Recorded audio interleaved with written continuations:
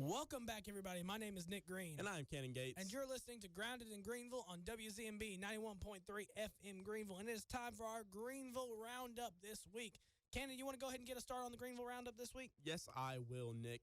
USA Football announced on Tuesday that U.S. national team alumni Amber Clark and Darcy Leslie are joining the board of directors. But the main reason here is why we want to talk about it. Amber Clark is a South Central High School grad who competed in the long and triple jump at the University of North Carolina before entering football, and she was a defensive back on USA Football's 2023 U.S. Women's Flag National Team. The Greenville native was a member of the team that won a gold medal at the 2023 International Federation of American Football America's Continental Flag Football Championship in Charlotte last July. That was a lot to say right there. It's all good.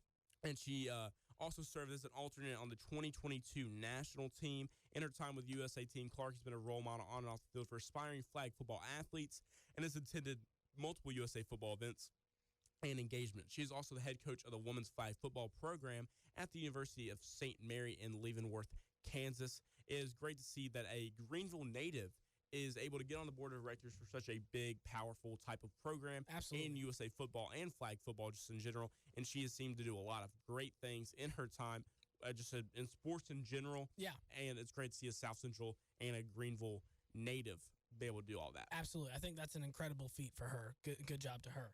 My Greenville Roundup story is the North Carolina Association of Festivals and Events hosts an annual conference in Charlotte for event planners all over North Carolina at the end.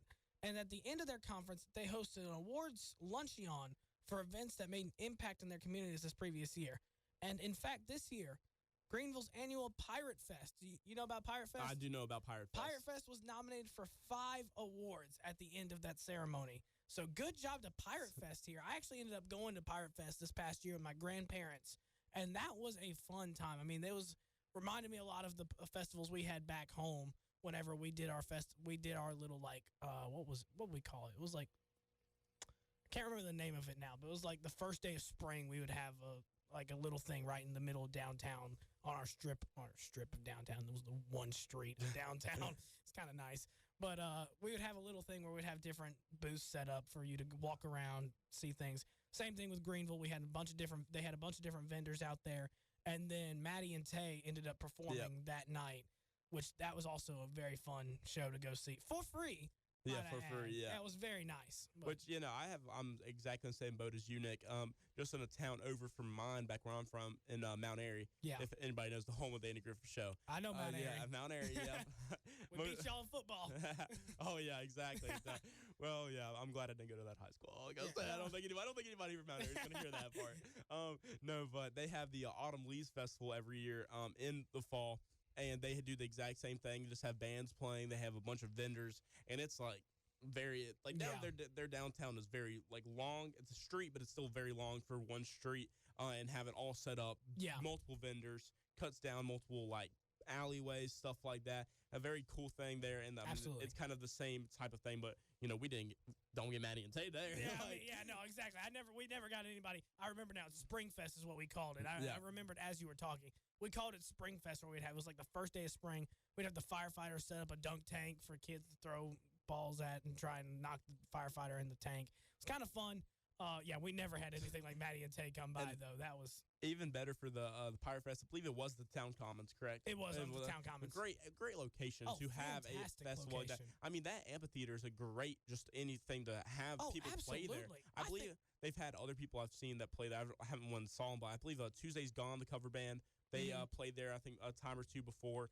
It's a great area to have things I think it's not utilized enough. It's really I love that area. I think it's a great area. I think that's one of my favorite areas of Greenville, North Carolina. I mean, it's a gorgeous area, too. Like, right there along the Tar River, you see all those little locks on the fence there. I mean, it's a gorgeous area. I feel like, honestly, you can be 0 to 100. Oh, absolutely. Age-wise, you can be any age and go there and you can love it. They have the playground for kids. They have the vendors set up for adults for just food in general. But then they have the amphitheater for a concert, anything like that. They can have anybody playing there, and honestly, they're going to have a good crowd no matter who they have playing there. Exactly. Because some of the people aren't going there to listen to the music, but it's just to engage with a the good community. Time. Exactly. It's a great thing. It's fantastic. I really think that area is not utilized enough. And I think that's the best part about Greenville, because that is I would say for that, it's Maddie and Tay playing. Yeah.